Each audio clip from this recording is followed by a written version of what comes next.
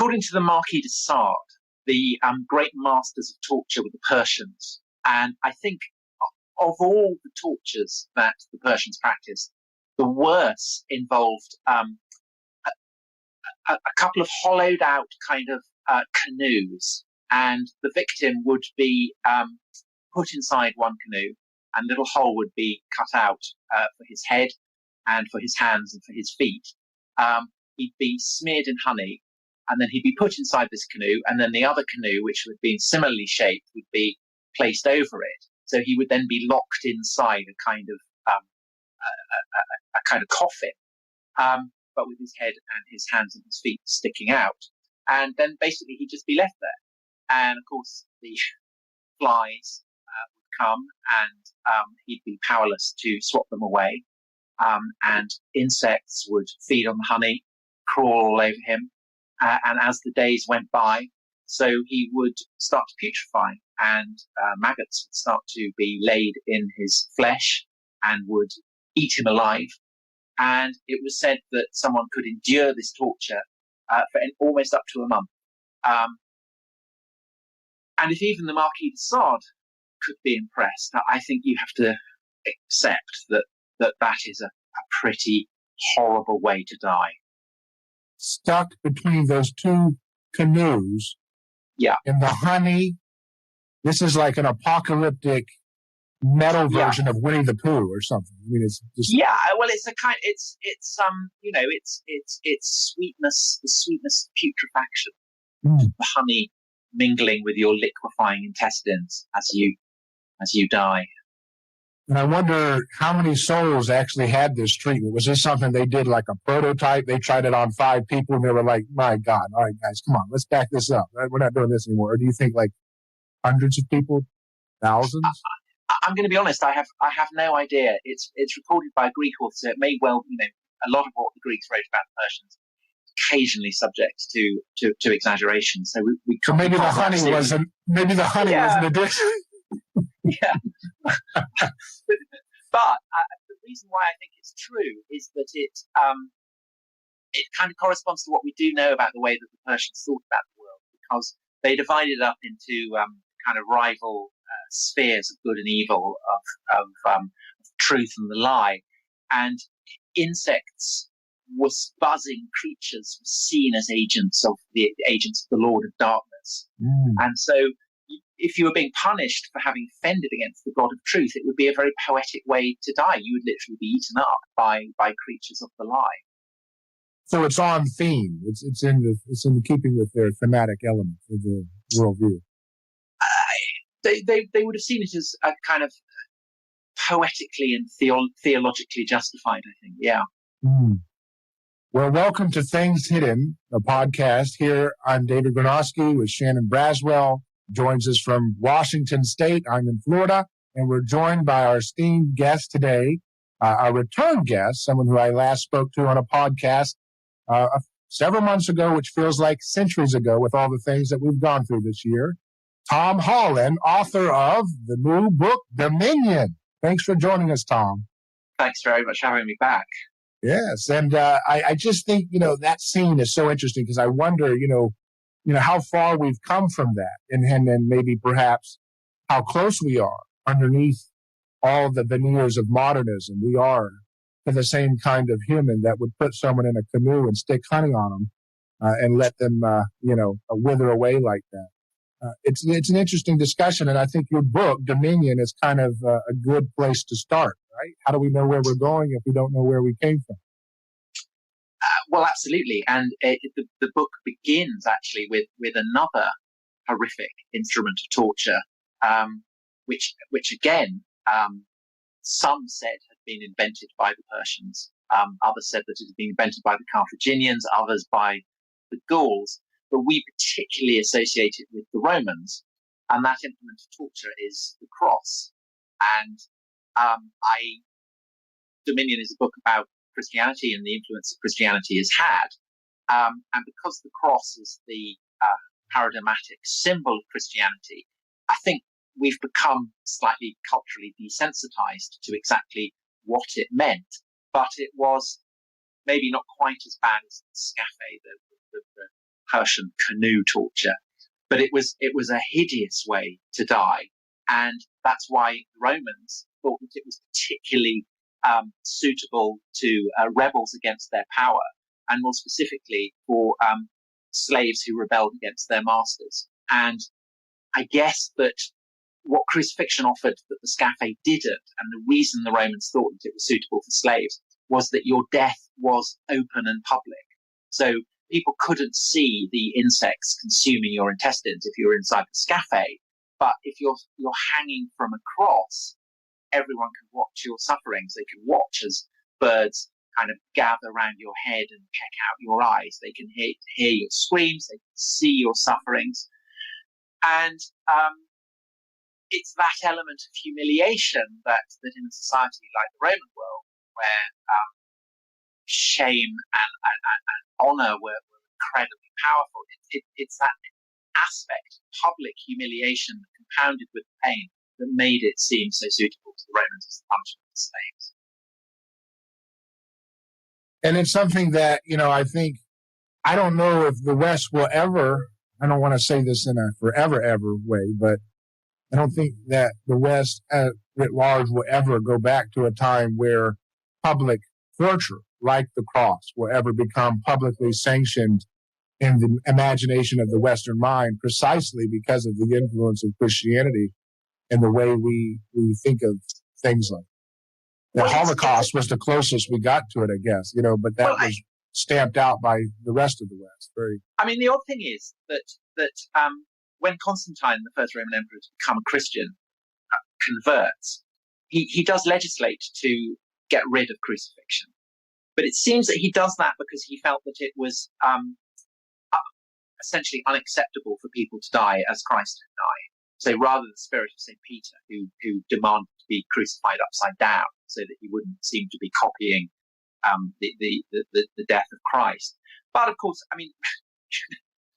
public executions were part of entertainment until really quite recently. So, in London, the city I live in, the wheeling out of criminals along what is now Oxford Street, our premier shopping street, to what is now Marble Arch, the place of execution, was something that was going on right the way through the 18th century. But I think that even while that was happening, the sense that Christ on the cross provided a kind of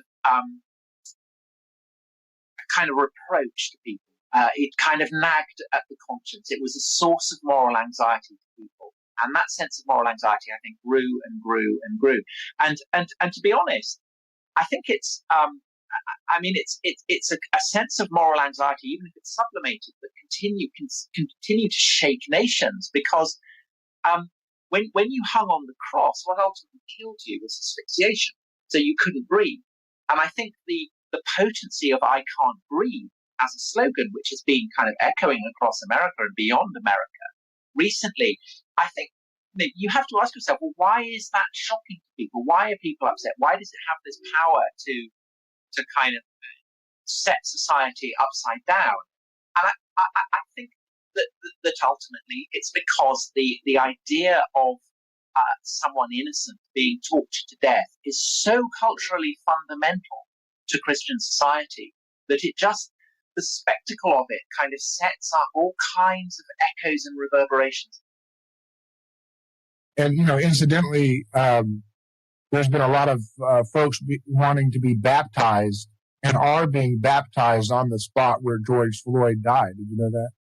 In Minneapolis? Well, it's very hard not to notice the echoes of standard Christian practice in what's been happening recently, and I think that in a way it's a kind of secularized version of the Christianity that was so important to the civil rights movement, where it was very, very explicit.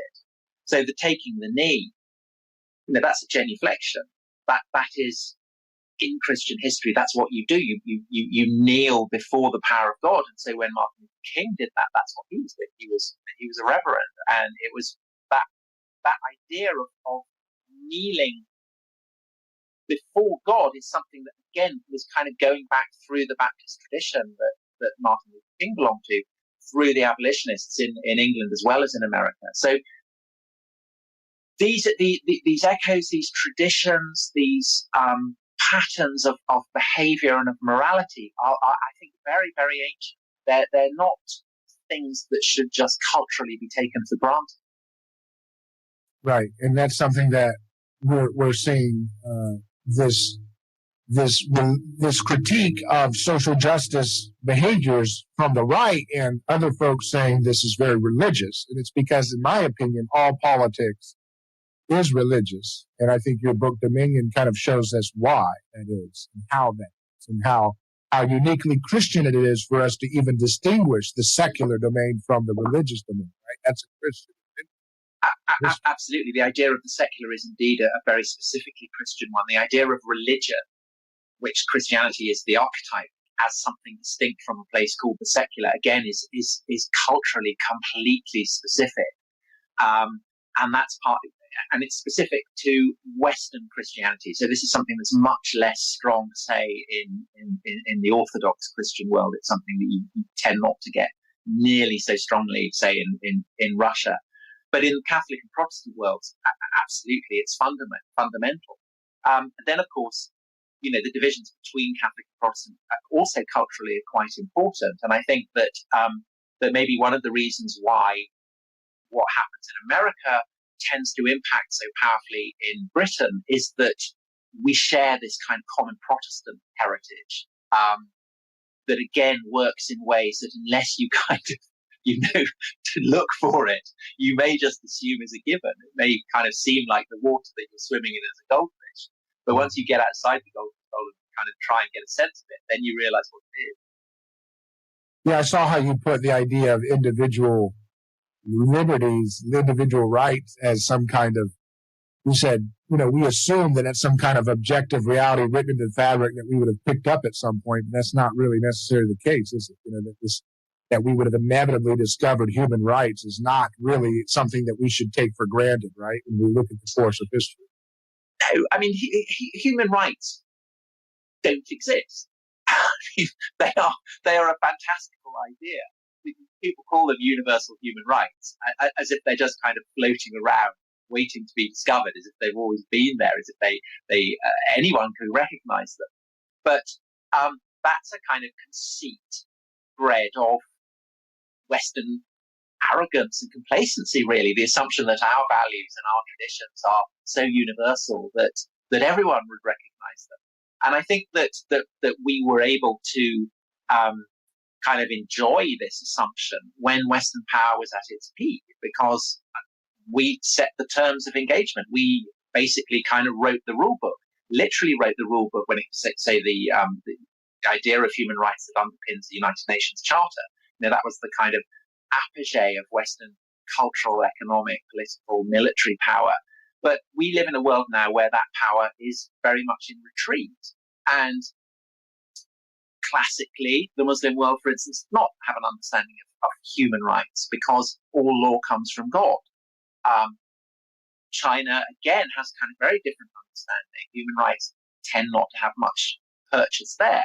So I think that firstly, human rights, the idea of human rights are culturally contingent, but more than that, they're theological. And if you think about it, to believe in human rights requires a leap of faith. If you believe in something that's not visible, that has no objective existence that you can touch or feel, you have to take a leap of faith.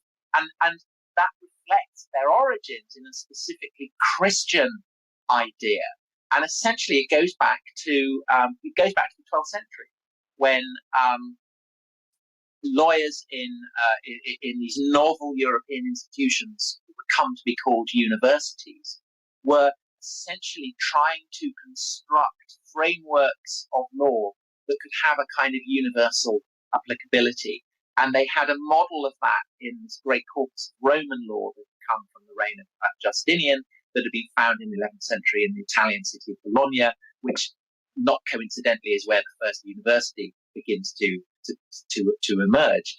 But as a counterpoint to that, clergy the monks, whatever, wanted a framework of kind of religious rulings. And so they went through all the various canons, the decrees of the church councils, popes, bishops, and so on. They found that lots of these canons were discordant, that they were incompatible. So they had to try and construct a framework by which they could integrate them and construct a coherent whole.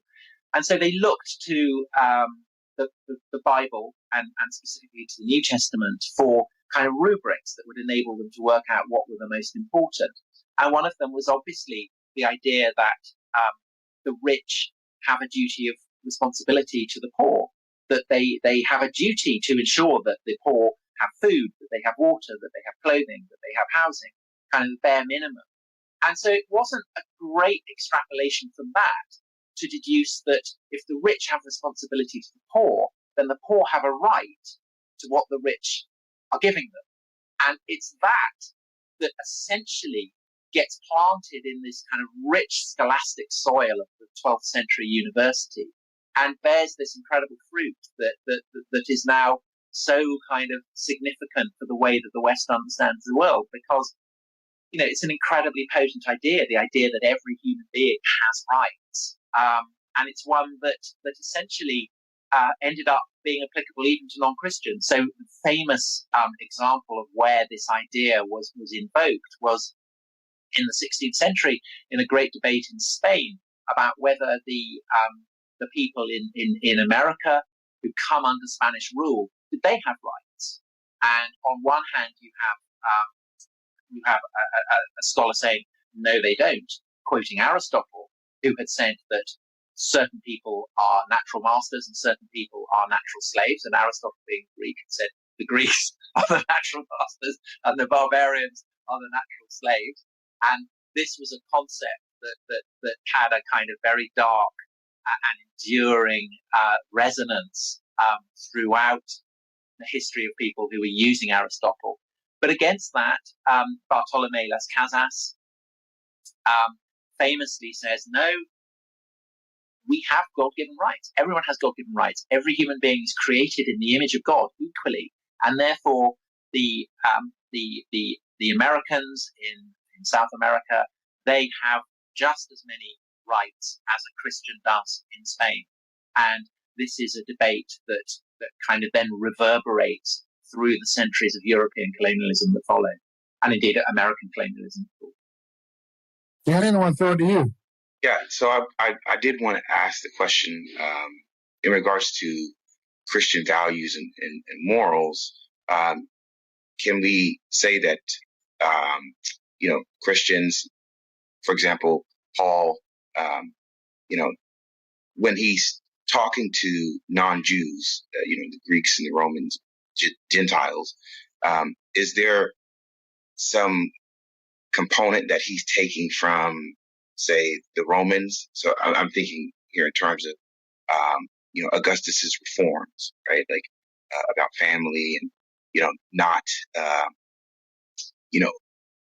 engaging in immoral behavior. Would he have tried to couple that with, what was already set down in, say, Jewish law about, family and inheritance and that sort of thing? I don't think that Paul looks to imperial legislation, the legislation that Augustus passed on morality, because I don't think he's interested in that. Because as a Jew, he has an understanding that the truest law comes from God. And the revolutionary maneuver that he makes is to say that with the death and resurrection of Christ, the law that God had originally given to his chosen people, to the children of Israel, now this law is for everyone. And Paul has to fashion a way in which he can explain that.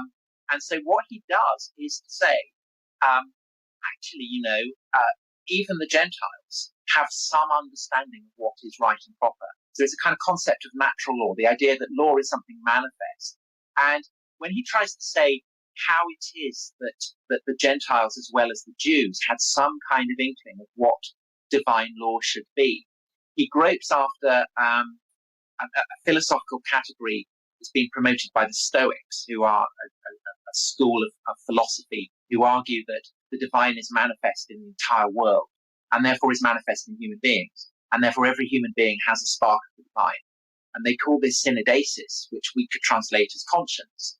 And Paul momentously, for the future of the world, adopts this essentially Stoic idea to explain how it is that the law of God, which previously had been written on stone tablets and given to Moses on Mount Sinai, can now be read by everyone. He says it's written on the heart. You know, that's where it is. That's where the law is. And so that means that everyone can read it. Jew and Greek, man and woman, slave and free. It's there to be read by everyone. And so he, I think, very consciously does take that aspect of Gentile learning, of Greek learning, of Greek understanding, and kind of threads it into what will become Christianity. But does Rome have influence on him? I think so. I mean, in two ways, really. Three ways. One is that a bit like Islamic radicals used the internet, which had been set up essentially to propagate American power, to propagate their kind of very countercultural understanding of what power should be.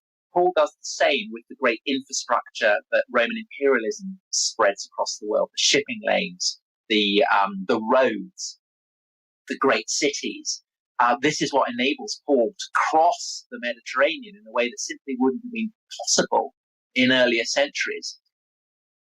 Coming off the back of that, the scale of the world that's ruled by Rome, I think, gives to Paul a sense of the universal that is much greater than it might otherwise have been. If Paul had been, never left Jerusalem, or never left Tarsus where he's born, if he'd never seen the wide world, perhaps he would have a less vivid sense of just how enormous and how various the world was. On top of that, I think that whether deliberately or not, his understanding of Christ, the Son of God, the Prince of Peace, who has ushered in a new age, who has ascended into heaven, who sits at the right hand of his Father, I think that this is a kind of parody of what is the most successful cult, probably of all time, the fastest growing cult of all time, certainly the most successful cult of Paul's lifetime, and that's the cult of Caesar Augustus, who is the son of a god, Julius Caesar, who's been deified. He has brought peace to the world. He has healed the savagery and the brutality of the civil wars that have been racking the Mediterranean. He's laid down laws. He has salved the wounds. He's died. He's been seen rising up into heaven, and he sits at the right hand of Julius Caesar. And there are temples particularly clustered in Galatia, where, of course, we know Paul writes one of his letters. And I think that Christianity is shockingly subversive by the standards of the Romans. I mean, I think far more shocking than perhaps is obvious now, to the degree that gospel means good news in Greek, euangelion, and Augustus, we know from inscriptions, we know that his message of the peace that he'd brought to the world was specifically called euangelion. So when Christians say that they are preaching euangelion, the parody of imperial propaganda is incredibly big. Yeah, I think that's something that's lost in our reading of Jesus today, that he did a lot of comedic performance art in the way he does things, and I'm thinking of the whole turning of the cheek and if they take your outer garment, strip naked and shame them, this is stuff that would be laughter material in a crowd when you're telling this, because it's kind of like Aikido performance art. You know what I mean? You allow the opponent's inertia to dismantle its own attempt at controlling you. So it's not a passive cowering. It's an Aikido move of taking the inertia of the opponent's strike against you and allowing it to make a fool of itself, right? Well, Jesus famously wept. But I imagine he laughed as well. I mean, that's the plot of Name of the Rose, is whether he did laugh or not. But I think, whoever the historical Jesus was, Jesus in the Gospels, I think, is the most astonishing fictional. I mean, if he is a fiction, I mean, it's the most astonishing literary character ever written, because essentially, if you get the four gospel writers and you say, okay, here's your what you've got to do. You've got to construct an image of someone who is both man and God. He's going to suffer this horrendous death, and yet he's got to be convincing as the Lord God who has created the entire cosmos. And you've got to do this in a way that people in 2,000 years' time, in continents that you've never even heard of, will be convinced by it. I mean, that's a kind of tough ask for any writer to do. And you're absolutely right that when the way in which this works, I think, is that Jesus is the figure in the Gospels is just constantly unexpected. He's just constantly upending your expectations. So almost everything you can say about Jesus, you can find something that contradicts it. So he'll say, "Give away all your riches." Rich people give away all your money to the poor, but then he'll cheerfully blow a fortune on a pedicure, and it's. There is, or you think, Jesus, he's a religious figure, isn't he? I mean, he's a very religious figure, kind of the ultimate. And yet, he is the great excoriator of hypocrisy, of moralizers who, lecture and yet are morally corrupt, who are the whitened sepulchres. There's almost everything everything about Christianity that people disliked, they get from the figure of Jesus, oddly. So the dislike of religious dogma, Jesus is there. That's what he's doing. Almost everything comes from him, and it's as though contradictory multiplicity is contained within his character, in a way that no other literary figure does. And I think that's why he's convincing as a portrayal of the man who is. So another question I want to ask is in regards to the religious and secular, right? This idea that in ancient times they couldn't be separated, right? There's something about or the ancients wouldn't have understood politics as being kind of in a different realm as the religious, right? Can you talk a little bit more about that? So in the West, and to a large extent in the world that was influenced by the West, you have this idea that there is something called the secular, which is a kind of neutral space, and then kind of contingent to them, you have things that are called religions: Christianity, Judaism, Islam, Hinduism, whatever, and that this is just the way it is. And how could that possibly not be? But basically, that's a way of seeing the world that originates in the 18th century.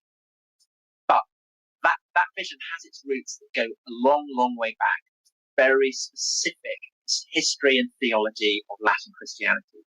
But even that, I mean, its ultimate origins again goes back to Jesus in the Gospels, the famous story of how he is approached by people who want to trick him, who say, "Should we pay taxes to the Romans?" And Jesus asks for a coin and points to the face on it and says, "Whose face is that?" And the answer comes, "Caesar."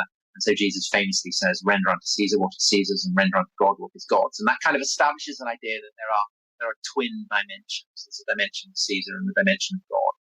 And this is something that then in the 5th century, when the Roman Empire in the West is starting to implode, that gets picked up by probably the most influential theologian in the Latin tradition, Augustine, who is a bishop from Africa, who watches Rome get sacked by the Goths in 410. And there are, understandably, a lot of Romans who have not been persuaded by Christianity, who see this as punishment from the gods, because the Romans classically had a very transactional understanding of why you would have a relationship with a god. It's not about a personal relationship. It's not kind of praying to a god for a specific thing. it's kind of the equivalent of taking out an insurance policy. So you pay a sacrifice to a god, you celebrate a festival, you fund a priesthood, and this is called a religio, and it's a kind of a bond joining you to the god. And the whole of Rome has its religiones, which is why Rome has become so successful, because these religiones best the gods therefore favoured Rome. Now with Christianity, the religiones have been finished, the gods have abandoned Rome. Augustine sets this on its head. He says, actually, there is no particular role for Rome. Rome is just an earthly state, and like a human being, it will be born, it's been born, it's had its life, and it will crumble away, because it's a thing of what Augustine calls the cyculum. And the cyculum is basically the span of living memory. It's so you're born, you live, you die, and then you're swept away on the currents of time into oblivion. The only thing that can redeem you from the oblivion of the cyculum is the religio that the church offers, which binds you to the eternity of heaven.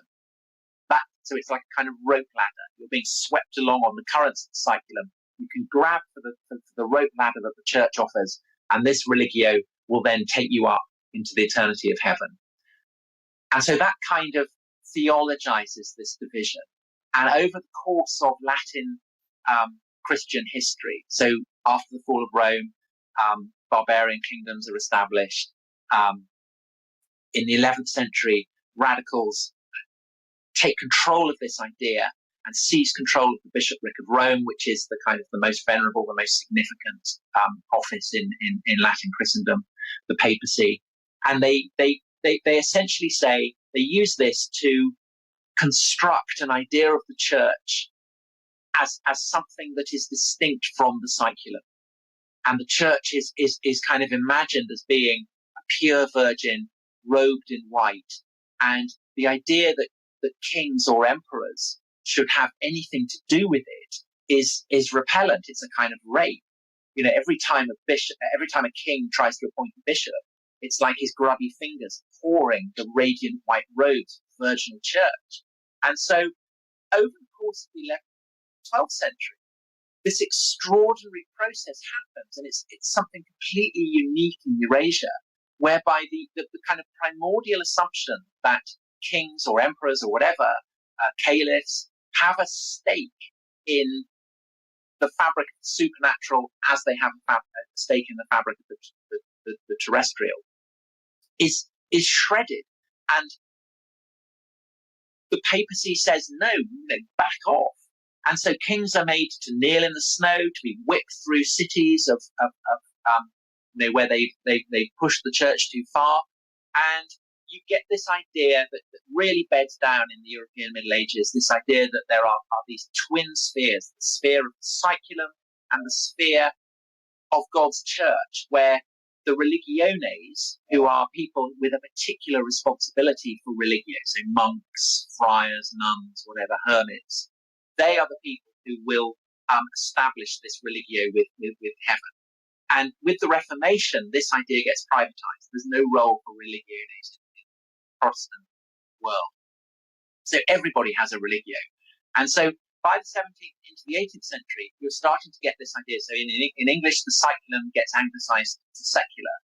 And you get this idea that religio, anglicized to religion, has taken on a kind of twofold role. First of all, it's something that is indeed a kind of bond with God, but now it's become something private. You look into your heart. What is your religion? Your religion, what do you believe? What is, does God speak to you? That's your religion. Equally, religion is something that is collective, that is shared, that is separate from the secular. And so this is a very, very distinctive idea that Europeans, when they go out into the non-Christian world, take with them. And so when they go to the Islamic world, they assume that there is a religion called Islam. And when they go to Hindustan, the land of the Hindus, India, they assume that there must be a Hindu religion. And there isn't, because it's a totally foreign idea. But because the British are going there, they end up ruling India, and they end up getting elite Indians to speak English, Indians begin to absorb this idea. And so over the course of the 19th century, the idea that there is a secular realm and that there's a religion, religion of the Hindus called Hinduism, beds down. And by the time the British leave, one of the things that they leave behind is the idea that there is something called the secular, which is why when India becomes republic, it becomes a secular state. It's defined as a secular republic. But this is a purely Christian idea. And so if you look at India now, with this kind of idea that it should go back to its Hindu roots, the Prime Minister Modi's dislike for the very idea of the secular. Basically, what you're seeing there, I think, is a kind of reaction, a recognition that the very idea of the secular is a kind of legacy of the British, and that should be got rid of. And you see the same thing in Turkey as well, where Ataturk essentially established Turkey as a secular republic because he wanted to become modern. In other words, he wanted to become more like a kind of Christian European state. And Erdogan is all about rolling that frontier back and getting back to a kind of more authentically Islamic understanding in which the notion of the secular is dissolved. And so I think that that's a bit like human rights. The idea that the secular is a kind of unproblematic, neutral idea, which most people in the West have, is going to come under increasing strain the more that Western power retreats. And in fact, also, the more that there are people from non-Christian traditions living in Western countries. So a huge part of the tension, I think, that over the past few years has existed between Muslim citizens of Western countries and the mainstream is that the secular is not a neutral notion. It's much, much easier for Christians to live in a secular state because they basically invented the secular state. The secular state is a Christian idea. Whereas for Muslims, it's hugely problematic because, or for Jews as well. This is something that began in the 19th century because the deal of the Western secular state is they will say to Jews or to Muslims, you have freedom of religion. But that's exactly it. You've got to think of yourselves as belonging to something called a religion. You've got to think of yourselves belonging to a religion called Judaism or called Islam that exists separately from the secular. So basically what they're saying is Jews, you're not allowed to think of yourself as a people. Muslims, you're not allowed to think of yourselves as members of the Ummah, the global community. You have to think of yourselves as American, British, French citizens who have a religion. So basically you've got to reconstruct your understanding of yourself so that you become things called religions. And that it imposes a strain. But because most people in the West just take the idea of the secular for granted, they don't understand how Christian an idea it is. Yeah, and I think I wanted to ask you about kind of this idea of kind of a returning to the sacred. People in the 21st century that want to return to something that I think is really ancient, like Buddhism, or like for me personally, I know a number of younger African Americans who want to say return to some kind of ancient African religion, practice voodoo or candomblé or something like that, and and so I guess my question is, if you can't really return to that, right? Because those religions have also been sort of Christianized, or the nations in which they come have been Christianized. How can you ever actually really return to something, that ancient, which we can't really understand anyways? Well, I think that the amazing thing about that question is that it's true of Christians too. And I think the paradox of Christianity is that in a sense, atheism is a kind of logical endpoint. And the reason for that is that if you look at the Old Testament, it's about saying that the gods of Egypt or of Babylon or of Canaan they don't, these idols are just stone and wood. They are nothing more. And the gods that they worship are just demons. They are nothing. Their power cannot compare to the power of the one God of Israel. And so the effect of that, again and again in the Old Testament, you have people who cast down idols and who drive out not gods but demons. And Christianity inherits this. So in early medieval Europe, when missionaries are going into groves where people worship trees as kind of great totems of their gods, the missionaries will chop the trees down and say that these gods are gone. And the effect of that is to desacralize the landscape. So springs and trees and groves and mountains that previously had seemed immanent with the divine no longer seem that. God kind of retreats up into the invisible heavens. And so all the world becomes kind of progressively less holy, less, the holiness becomes less immanent. And the Reformation, the same procedure happens. That in the Reformation, it's the medieval church that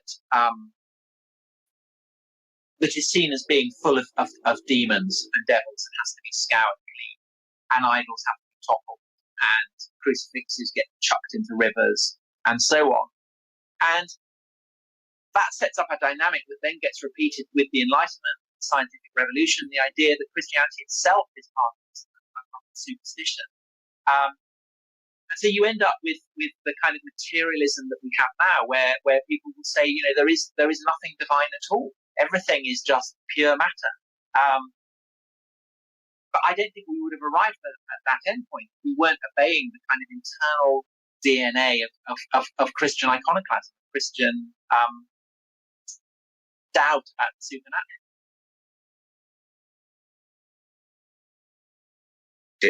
David? Yeah, sure. Did you? But did you see that movie Midsummer? No, I didn't. I know about it. When you were talking about Christians chopping down their sacred trees in that movie, it's about this Swedish, religion that's been preserved in the forest, and there's random, American guy or something, urinating on one of their sacred stumps, and they're like, no, and then you see that guy sacrificed later on. It's just how we have desacralized nature, but that's the context wherein Christianity has unleashed tremendous innovation in technology, right? Because when you can start chopping down a wood, you start to learn how to do things with it, Or you split the atom. You know what I mean? Yeah, absolutely. And I think that in a way it's left many Christians, I think, faintly embarrassed about the supernatural claims of their own faith. I think people are embarrassed about the idea of angels and demons, and you get bishops saying that the resurrection is just a conjuring trick with bones. I mean, the habit of skepticism is starting to cannibalize Christianity itself. And on the topic of say African religions, I think it's fascinating that over the past 60 years, the great epicenter of kind of Christian faith has become Africa. And the speed of conversion is kind of unprecedented since early medieval Europe. And I think one of the reasons for that is that people in Africa are able to take the idea of demons and angels more seriously than people in European or American countries can, because they seem closer.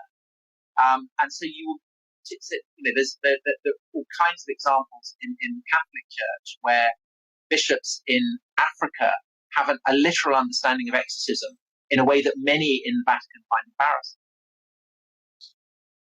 So what might you say when, if you ask, well, once Africa kind of catches up technologically or, economically with the West, will they also shed that,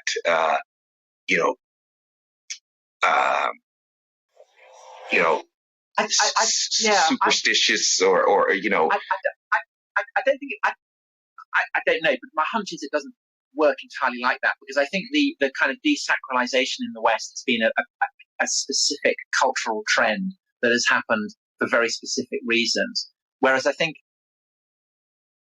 in Africa, they're closer to the gods that existed before the coming of Christianity. In the West, those gods, are gone. They're nothing. So you can have Midsummer or the Wicker Man or whatever, but it's just a horror film. I mean, these aren't real. Nobody believes in them. Whereas I think in Africa, they are, they're sufficiently close that people still believe in them. And so that puts you in a, you're much closer to the world of the Gospels then. Because when Christ is casting out demons and they go into the swine and run off the cliff, what does a Christian in a kind of rationalist, scientific world, what do they make of that? What are they supposed to make of that? Is it a metaphor or what? But if you live in a world where you believe that kind of thing happens, then it's much more vivid. And I think that something that is part of current Western Christianity is a kind of homesickness for that. And I think that Midsummer in a way kind of speaks to that, a kind of desire to kind of resacralize the world in a way, to believe that materialism isn't necessarily the answer. Because I think there's a kind of loneliness there. There's a kind of emptiness, a kind of anomie about it that many people feel. Yeah, that's interesting. I want to go back to that question of that where we were in Rome there. A lot of folks, it's become popular on the internet to say that Christianity was a design of Rome to destroy the Jewish culture. It was a fabrication by Roman oppressors. The idea of pacifying the folks with a kind of hero like Jesus who doesn't stoke the fires of violent rebellion. And you're a historian who approached the book Dominion, I believe, as someone who was not a Christian, and I don't think you still even consider yourself as such. You're interested in thinking about it. But as someone who is a historian who engages the Christian tradition and the Roman history, as a historian, do you see any evidence of that? No, that's that would presuppose a kind of I think a kind of rather 21st century understanding of how states exercise propaganda. The Romans were not in the business of constructing kind of super memes that would geld a rebellious people. And in fact, Romans regarded Christianity as far more sinister than the Jews, because although the Romans regarded the Jews as thoroughly peculiar and kind of infuriatingly rebellious, they did respect them as an ancient people, and they admired what they saw as the kind of philosophical principles of Moses. There was a huge interest in what Jewish scripture, Jewish practice had to offer, and the thing that basically put the Romans off was that they didn't want to go under the knife. And they didn't want to stop eating pork, and they didn't want to have to abide by all the rules. But they were very interested in the idea of a kind of all-powerful God who had created all of humanity, because that seemed to map onto, the world of Rome, this vast kind of universal empire. It seemed much more reflective of the world they were living in than the kind of small-scale cults that existed within Rome itself. So one of the things about Christianity, why it explodes so enormously, is that it gives Romans all the good stuff that they want without actually having to get circumcised or give up pork. That's why basically it succeeds. As it grows, it is also kind of taking on, it's absorbing elements of the Roman world that makes it more compatible. So we talked about how what Paul is preaching has echoes of the cult of Augustus, but it's the way in which again and again you get various Caesars who seem to echo stories about Jesus. So you get Nero dies in squalid conditions. his body gets taken by three women, but they bury him and they pray before his tomb. Three women, his nurse and his lover. So you've got this idea of three women before the tomb, and then you start to get stories about how Nero has been seen walking among, in the world. People believe that Nero has come again. These aren't deliberate riffs on the Christian story, and the Christian story isn't a deliberate riff on the story about Nero.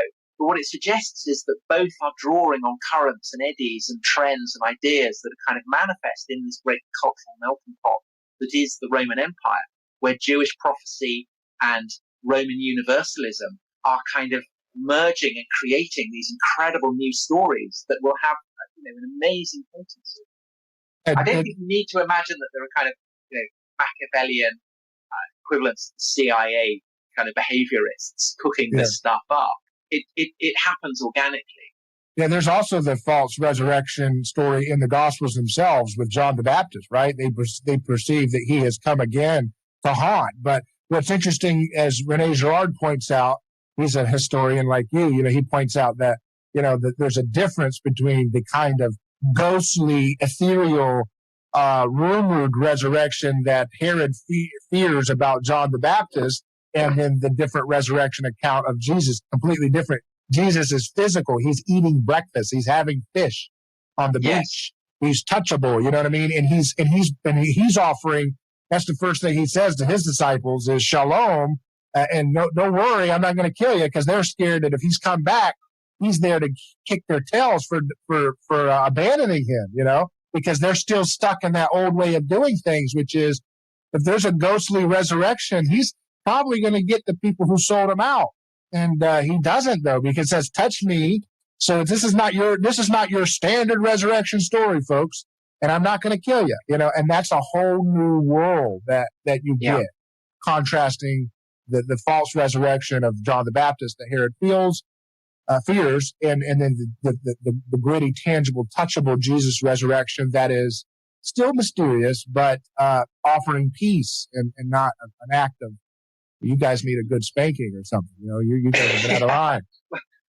But also the other thing is that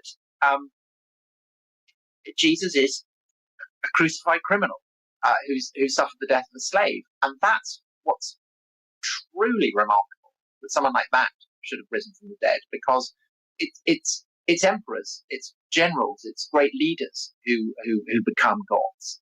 The fact that it's this guy who suffered crucifixion's done it, that also must be a crucial part of the appeal, because it gives to those who are downtrodden, who are at the bottom of the pile, a glimpse of dignity. And sorry, I'm just gonna have to pause it.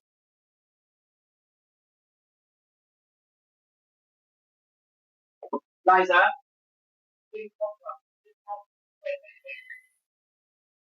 the gays, I guess it's again. Sorry about that, guys. I thought someone was doing a chainsaw. So there's a kind of, and I think that kind of the strangeness of the idea that you can be physically resurrected, which is the promise Christianity gives, that your body at the end of days will rise from the dead, and you'll be physically intact, combines with the promise it gives to those who are at the bottom of the pile, suffering, those who were slaves, those who were tortured to death, that they can be closer to God than the most powerful king. I mean, this is an incredibly potent message, and it's expressed in one of the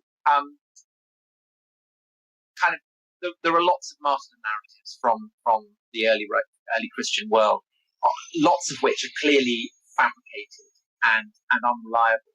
But there's one in particular which recounts the martyrdom of people in an amphitheatre in Neon at the end of the 2nd century,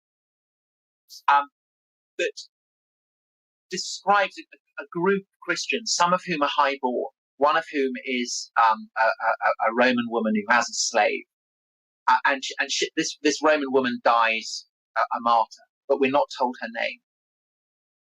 The name of the person, the person whose name we get, is this woman's slave girl. And we get her name, it's Blandina.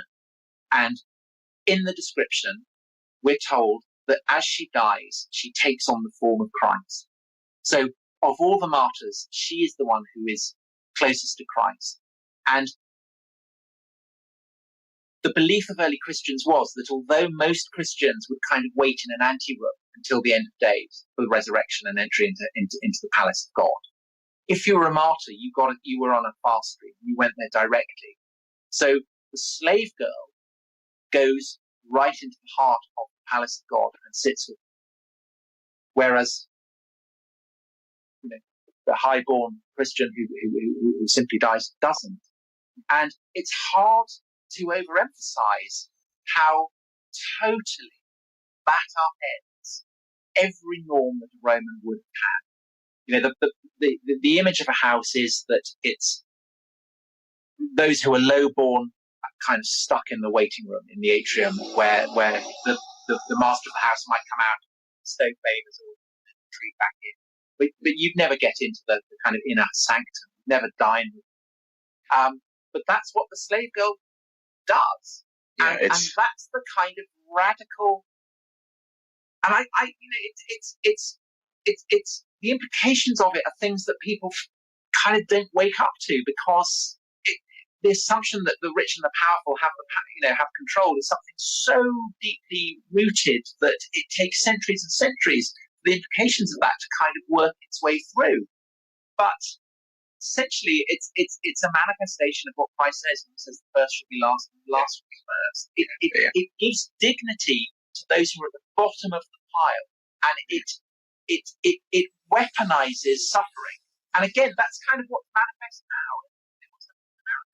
It's the man who dies at the hands of the police who ends up having the power, and the police don't. It's there's a kind of echo there of Blandina being tortured to death, and most obviously of Christ being tortured to death. It's the most subversive way of seeing the world. So in that sense, although it's not exactly the same as Christianity is winning in the headlines. It's winning in the world. It's winning in the culture because, you're right. I mean, every major corporation and bank in America and the world is saying, say their names, Breonna Taylor, and these are martyrs, just like Christian martyrs, right? The Christian martyrs say their names. It's saint, and you say these saints' names, and that has its power.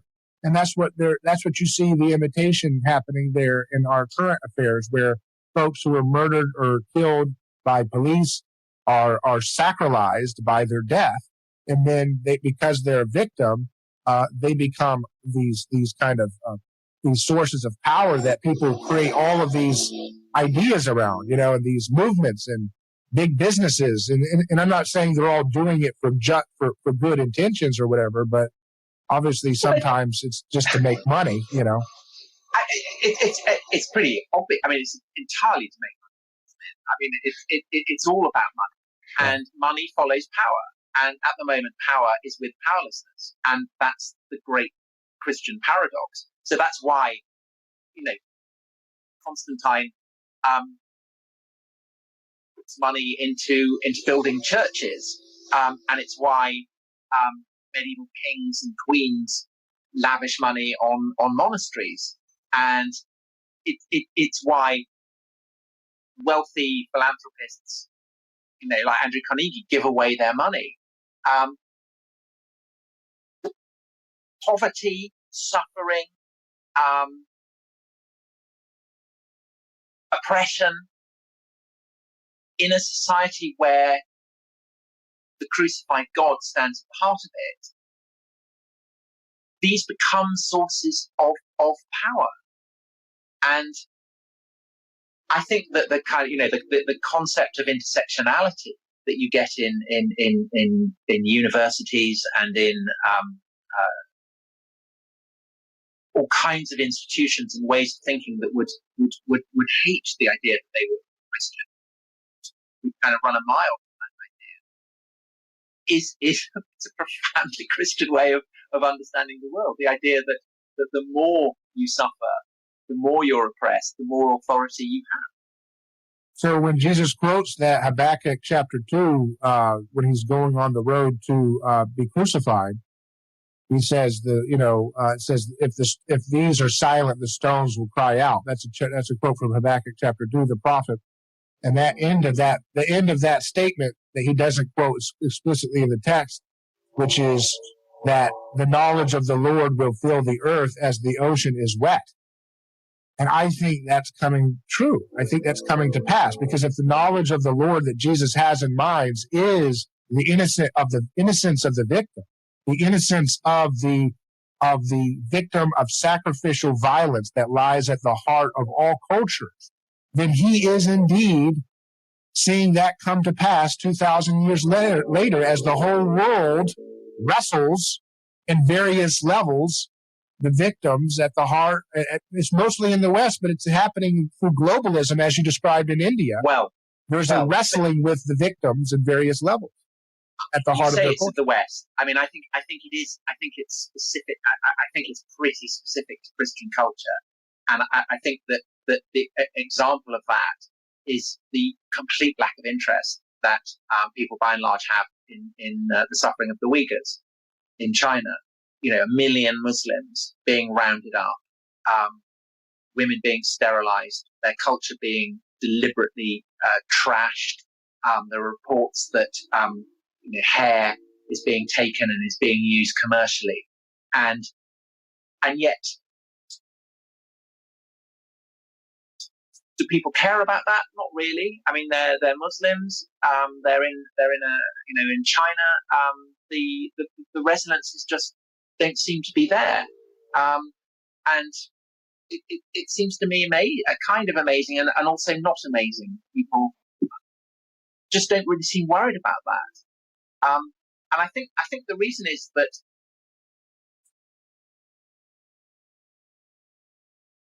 for this to make sense, this idea that there's a dignity and a power in suffering, you need the powerful to accept that as well, because otherwise it doesn't work.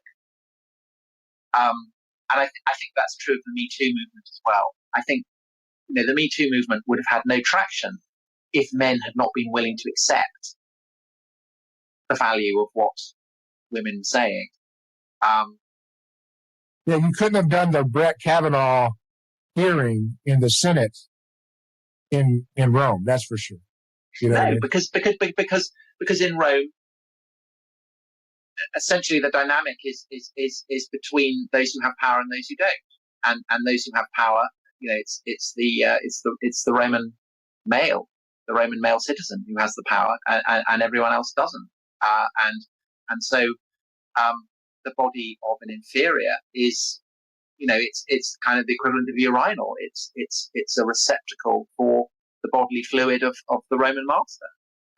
And now we're so now we're so Christian that the mere accusation of someone without power is sacred, and to be you must believe her. So we're more radically Christian than ever, even though we think we're too good for the metaphysical claims. The ethical and the aesthetic are thoroughly Christian, more so than we've ever been in human history. I think that kind of Christian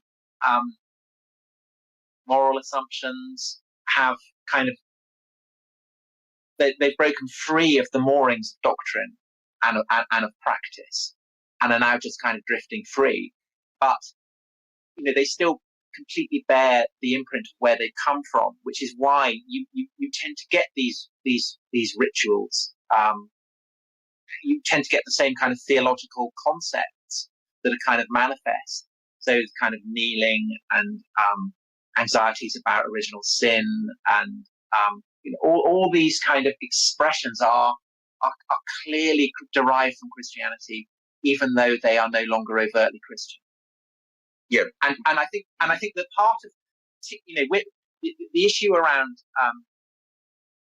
say gay rights or women's rights is more complicated than say the campaign for racial equality, because the campaign for racial equality is absolutely rooted in the foundational texts of Christianity. There is no Greek or Jew. That is what it says right at the beginning. So there is no black and white. That's the core message. Every human being is created equally. It's fundamental. So Martin Luther King is not calling on white Christians to kind of recalibrate their understanding of Scripture. He's just calling on them to recognize what their own Scriptures say, and that's the power that his messages have. I think that what happens in the 60s is that the model of the civil rights movement gets taken up by feminists, gets taken up by gay campaigners, and they use the same arguments, but it's more difficult because, of course, there's a sense in which biblical mandates seem to be against homosexuality, and there are definitely biblical mandates that kind of say that the man should be the head of the church and the woman shouldn't. So, in a sense, it can easily be seen that gay rights or feminism is against Christianity. But in fact, in almost every case, it's not really secular against Christian. It's debates. It's a kind of doctrinal debate within Christianity. It's about what particularly do you put emphasis on. So, for instance, same-sex marriage. The idea of same-sex relationships being wrong is a fundamentally Christian one. It's not just men sleeping with men; it's women sleeping with women, and this is something that goes back to kind of in Paul's letter to the Romans. He bundles this together. This isn't a category that there is no understanding category of homosexuality in antiquity. It's something that evolves over hundreds and hundreds of years. It's not until the 10th, 11th century that Christians start using the word sodomy, the idea that Sodom had been wiped out because it was same-sex relationships. But even sodomy can basically, throughout the Middle Ages into the early modern period, sodomy still means any sexual act that isn't procreative. So it could be masturbation, bestiality, whatever, as well as say anal sex, within a marriage or between two men. And it's only with Darwinism, the idea that sex is biologically determined, that the category of homosexuality comes to be formulated. But the guy who does it, really, who publicizes and propagates this category of homosexuality, an Austrian psychologist called Kraft Ebing. He's a devout Catholic, and his understanding of homosexuality is that it's not just about same-sex relationships. It's also about loving same-sex relationships. So the idea of marriage, the idea of a marriage of equals, is kind of there as well from the beginning, and that's a Christian virtue. So the category of homosexuality, as it gets defined in the late 19th century and then passes into the mainstream in the 20th century, is a fusion of two contradictory things: a Christian vice and a Christian virtue.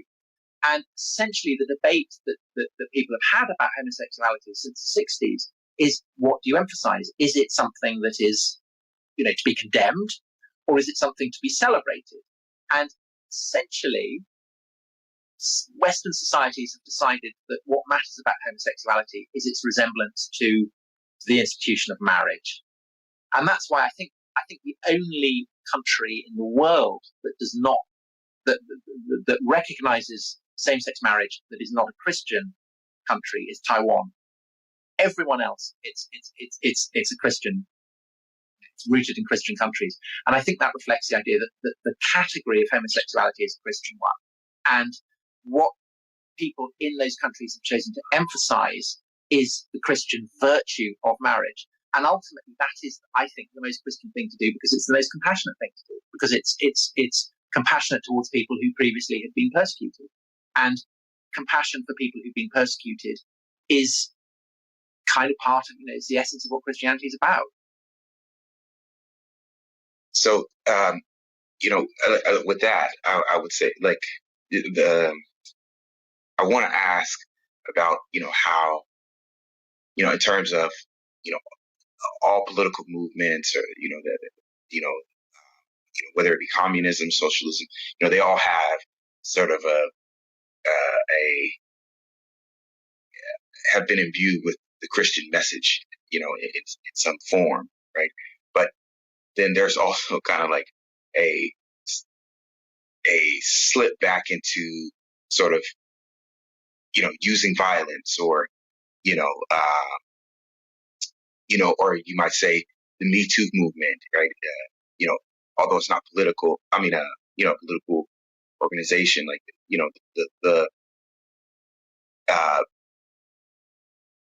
you're holding men accountable for what they do, right? But then you also have kind of like, well, there needs to be a punishment for that. They need to go to prison, right? So, it's almost like, well, okay, you're taking on the Christian value of holding someone accountable, saying we need to, do justice, but then you're slipping back into these like violent modes where it's like somebody's got to pay the price, right? There needs to be a symbol for what happens when when you do that. I mean, yeah. Does that make sense? What I'm? Yeah. I think that everything about Christianity is paradox, and that actually means that it's very difficult to construct a functioning society around it, because you can always emphasize different aspects of it to get different effects. So, the idea that Jesus dies on the cross, and therefore at the heart of the Christian message is the idea that of the innocent man tortured to death. But if you want to uphold Christian teaching, if you feel that the Christian teaching is the key for salvation for humanity, and what do you do with people who reject that message?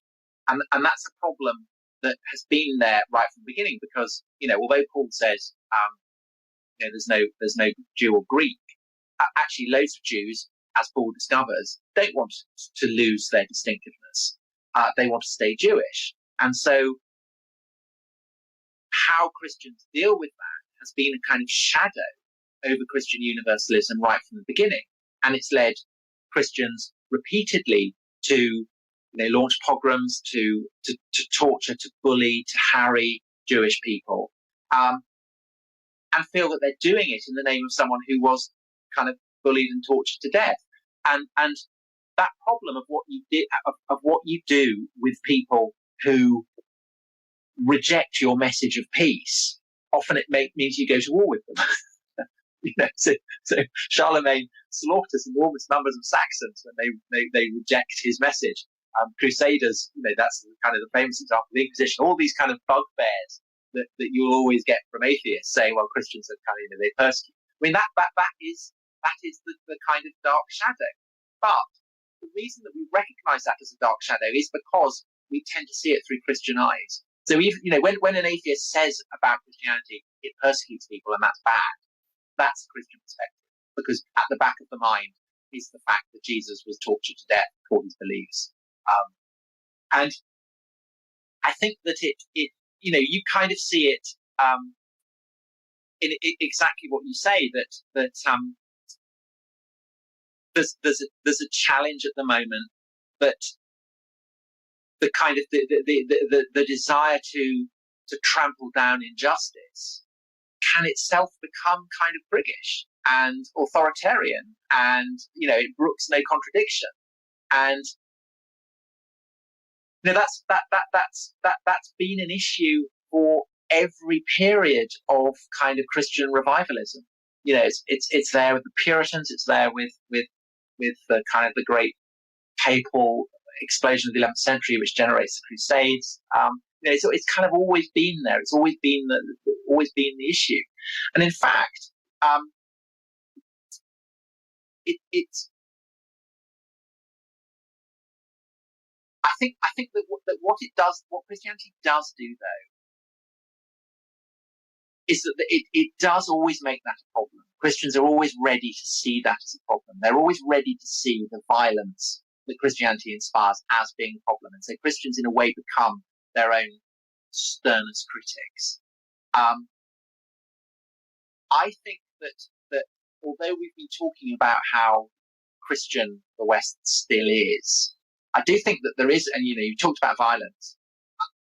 I think that there is, and you kind of see this lurking to a degree in elements of the reaction against Me Too, against Black Lives Matter, which is basically to say it's all nonsense. Let's celebrate power. Let's celebrate power. And you can do that if you reject Christianity totally. And the reason that people are so ready to use the word Nazi or fascist is because that is what the Nazis did. That is what the fascists did. And the Nazis were the first regime Mussolini and Hitler, the fascists were the first regimes in Christian countries to repudiate not just Christian doctrine, as the French revolutionaries had done, or as the Russian revolutionaries did, but to repudiate some of the fundamental doctrines of Christianity, of which really there were two, I suppose, that were most fundamental. One being, this idea that there's no Jew or Greek, that we're all created in the image of God. Yeah, you mentioned that Hitler specifically attacks Paul, right? Yeah, in his writings? Hitler specifically sees Paul as a kind of cancer. Of course, he sees Paul's teaching as destroying the Nordic stock of the Greeks and the Romans, of corrupting everything that had made the Greeks and the Romans great. And the other thing, of course, that the Nazis repudiate is the idea that there's any value in being Greek at all. Weakness is for losers. They should be trampled down. And although the Nazis get defeated, and although in the wake of the Second World War, they kind of replace the devil as the object of terror. In a sense, you no longer need doctrinal Christianity because you've got the Nazis. If you want to know what's right, you look at the Nazis and you do the opposite of it. So whereas before the Nazis, people would look to Jesus and say, what does Jesus do? Now you don't need to do that. You look to Hitler and you do the opposite of what Hitler would do. That's why Antifa is not scandalous as much as the white nationalists in terms of the media. Absolutely, yes, and it's why Mao or Stalin are not bogeymen in the way that Hitler is, because they did it in the name of victims. Yeah, well, they killed just as many people, but to kill people in the name of racial supremacy is seen as being much worse than killing them in the name of bringing about a workers' paradise. Yeah, it reminds me of the Old Testament passage about strange fire, when Yahweh destroys the people who bring the wrong fire. He's like, all right, that's not the right way to do this. I reject that sacrifice.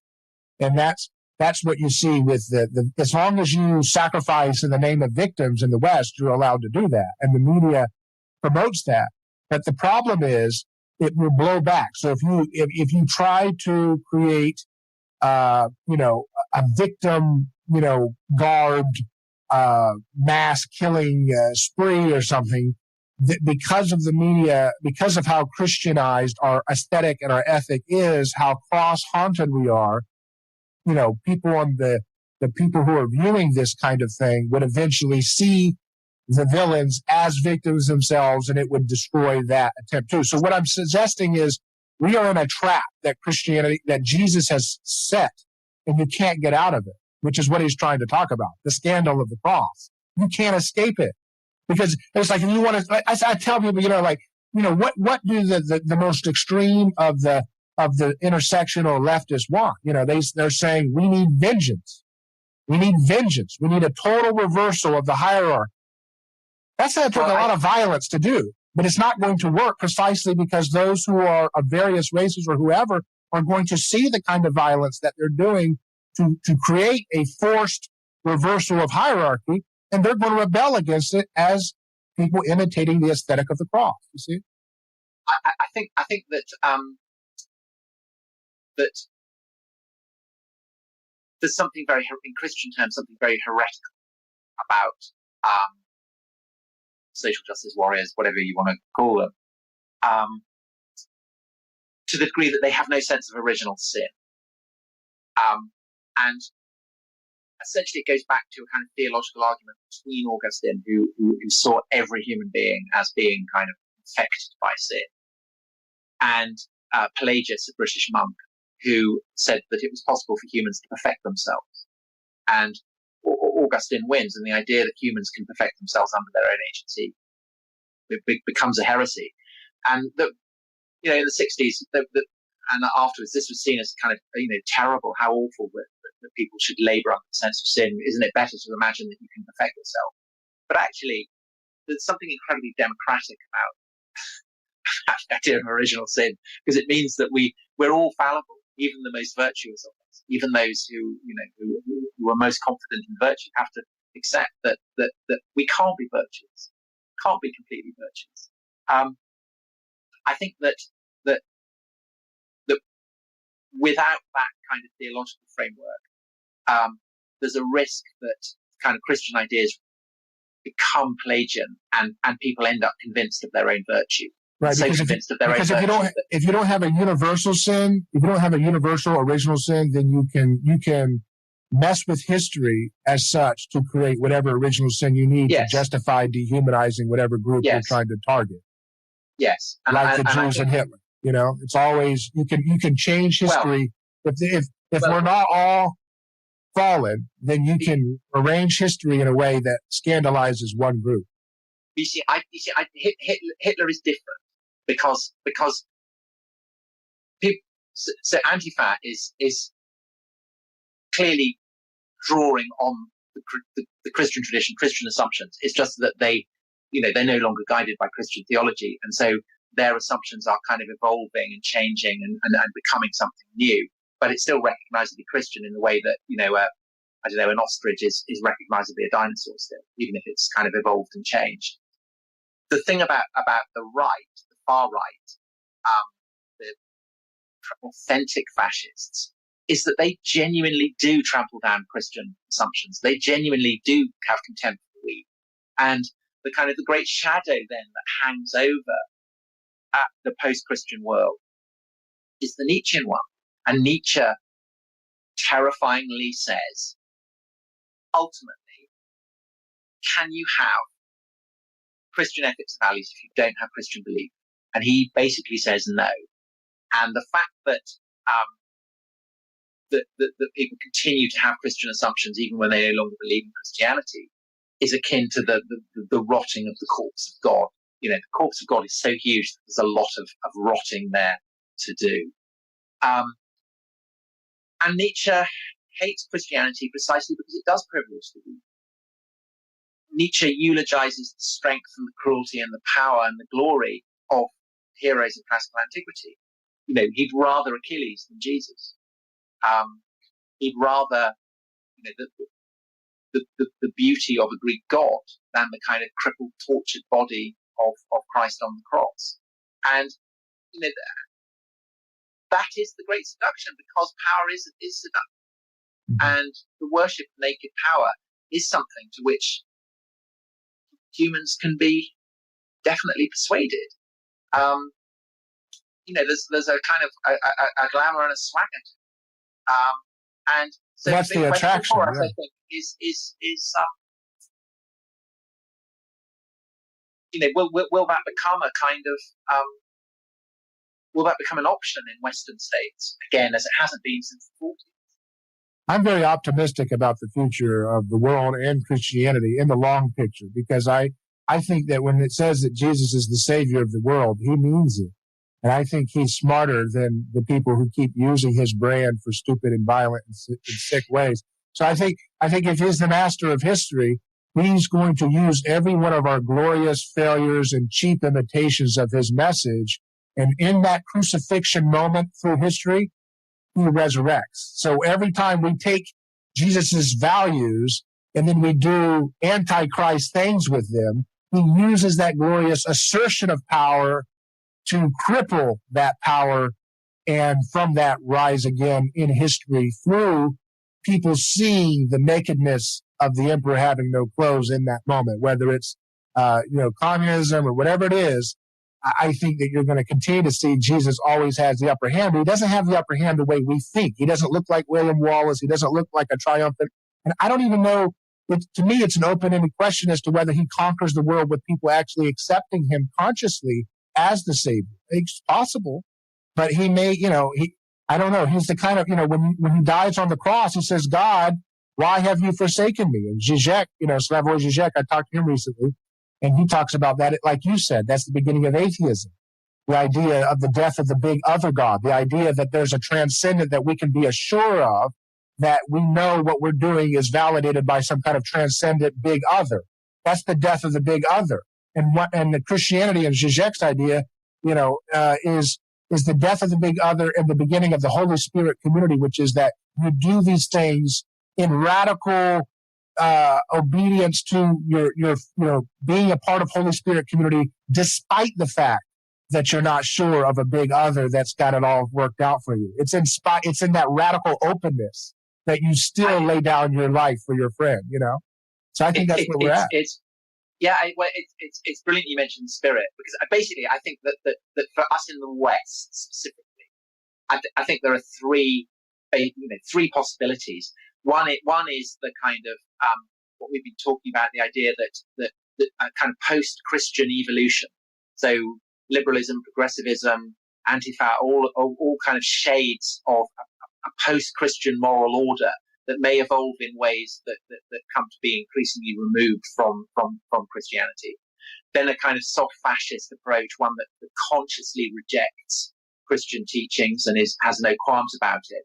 And then I think there is the possibility that people faced by the kind of the churn and the bewilderment of things will say, okay, so where do our ideas come from, and possibly return to kind of the Christian wellsprings. And I think that we talked about the spirit. I mean, the great spirit of Christian revivalism in the 21st century is Pentecostalism, the idea that there is a kind of Pentecostal fire that is sweeping across Western cities, yes, but also through South America, through Africa, through Asia. And I think that there is a great process of revitalization of Christianity happening, particularly in Africa at the moment, but also in other parts of the world as well. And that fire may in turn come back and catch fire in the ancient heartlands. And who knows what will happen. Christianity is the most rapidly growing religion that's not using coercion to get its numbers up. Yeah. Does that make sense? Yeah. Well, this is. You don't have an option for Islam in some countries. It's so easy to forget it from living in London or New York or Seattle. But this is one of the great periods of Christian conversion. And in fact, saying it's easy to forget it in London. A report came out last week here saying that London is by far the most religious city in the UK. That a large proportion of people here are going to church, and in large part that reflects immigration. But that is part of the process of revitalization. That is what you're talking about, the kind of the way the wind blows where it will, and the wind is blowing in all kinds of strange ways. So who knows what the future will be? But I think it's certainly not going to be the kind of end of history, end of religion, kind of new atheist materialism. I think it's going to go in all kinds of strange ways. Yeah, I'm excited. I think Jesus is going to save the world. What do you think, Shannon? Of course, I don't have any. I don't have any question. That's All I have to say is 2,000 years when Jesus was walking the earth, and you had Roman gladiator games in the Colosseum, and the crowd is cheering, standing ovation as people's bodies are ripped apart. Now you have 2020. The National Football League is worried about concussions and simulated warfare. They're worried about their modern day vestige of gladiators getting a concussion while simulating warfare. They're worried about, are we showing enough deference to unjust killings of our own policemen towards people in minority communities? And they're going to wrap their whole stadium game around this concern for victims, not only of concussions, but also football players' girlfriends. Let me ask you, as a historian, were Romans concerned with how gladiators were treating their girlfriends back home? No. Okay. So now we're... They didn't stipulate them, so that they couldn't have sex. Because they thought that a gladiator who didn't have sex would be more violent. Wow. But the thing is that's the kind of thing that we can see a demonstrable progress in history. And the thing is that we're so caught up in our own moment that we don't realize that in the big picture, Christianity is growing, like you said, in Africa and Asia. 200 million people in China are purported to be Christians. What are they going to do once that thing continues to like an acid wash, break down the institutions of power of China? The whole world, we've got thousands of years to go if we don't nuke this. Gentlemen, that's an amazing note on which, sadly, I have to end. Well, very good.